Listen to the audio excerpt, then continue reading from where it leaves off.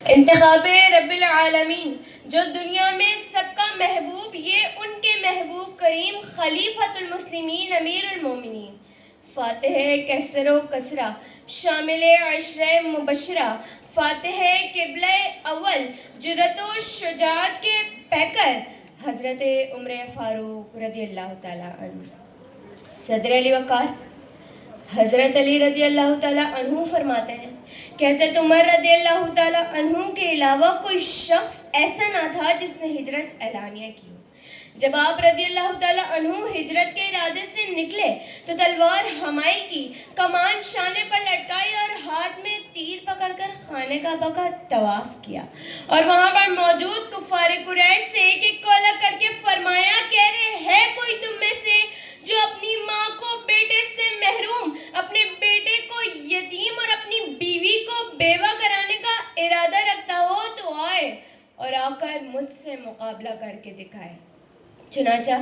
کسی بھی کفار کو آپ رضی اللہ تعالیٰ عنہ کا مقابلہ کرنے کی جرت نہ ہو سکی۔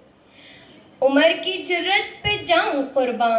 ہے کیسر و کسرا جن سے لرزاں، عمر کے آنے سے کفر پر جو زوال آیا، کمال آیا۔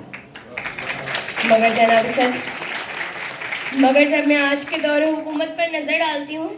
تو میرا سر شرم سے نیچے اور نیچے جھک جاتا ہے کہ ایک وہ دور خلافت تھی جہاں عمر نے منظم پولیس کا محکمہ قائم کیا، اور ایک آج کی دور حکومت ہے جہاں پولیس والے رشوت کو اپنا حق سمجھتے ہیں، اور ایک وہ خلیفہ تھا جس کے انصاف کی مثالیں آج تک دی جاتی ہیں کہ ایک مرتبہ حضرت عمر رضی اللہ تعالیٰ عنہ فرماتے ہیں کہ دریائے فرات کے کنارے ایک کتا بھی پیاس سے مر گیا تو عمر سے اس کا حساب ہوگا۔ مگر جناب صدر، آئیے اب ذرا آج کے دور انصاف پر بھی تو نظر ڈالیں۔ آج کا انصاف طاقتور کے لیے نرم اور کمزور کے لیے سخت ہے۔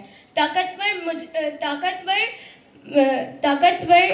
پیسے، وکیل اور سفارش کی بنا پر چھوٹ جاتا ہے، جبکہ غریب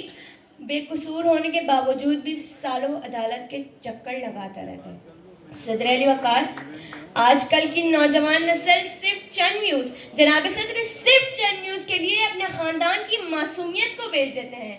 جبکہ حضرت عمر رضی اللہ تعالیٰ عنہ تو اپنی بیوی اور بیٹیوں کے لیے آسمانی پردے کی دعائیں کرتے تھے۔ صدر علی وقار، ایک وہ بھی دور تھا کہ جب لڑکیوں کو پیدا ہوتے ہی زندہ درگور کر دیا جاتا تھا۔ صدر علی وقار، اگر دیکھا جائے تو عمل آج بھی وہی دہرایا جا رہا ہے، بس فرق اتنا ہے اس وقت دفن کر دیا جاتا تھا اور آج غیرت کے نام پہ قتل کر دیا جاتا ہے، جبکہ حضرت عمر کے دور میں تو عورت کو نہ صرف تحفظ حاصل تھا بلکہ